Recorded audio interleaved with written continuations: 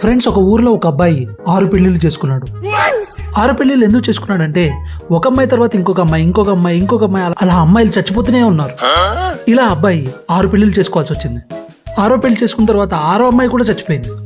ఆ తర్వాత తను 7వ అమ్మాయిని పెళ్లి చేసుకుందాం అనుకుంటే ఎవ్వరూ అతనికి అమ్మాయినే ఇవ్వలేదు. ఇలా ఉన్నప్పుడు అతనికి ఒక అమ్మాయి తగిలింది. ఆ అమ్మాయి కూడా 6 మంది అబ్బాయిలు పెళ్లి చేసుకుంటే 6 మంది చచ్చిపోయారని 7వ అబ్బాయి కోసం ఎదురు చూస్తుంది. ఇప్పుడు వీళ్ళిద్దరూ పెళ్లి చేసుకున్నారు. వీళ్ళిద్దరూ పెళ్లి చేసుకున్న తర్వాత ఆ ఊరు మొత్తం వచ్చి ఆ తర్వాత రోజు ఆ ఇంట్లో ఎవరు బతుకుతారా ఎవరు చేస్తారా అని చూడ్డానికి వచ్చారు. ఆ తర్వాత ఏం జరిగిందంటే,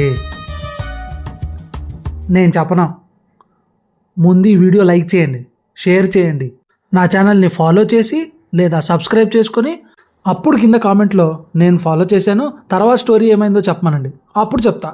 ఆహా, ఊరిగా చూసి స్వైప్ చేసేద్దామని.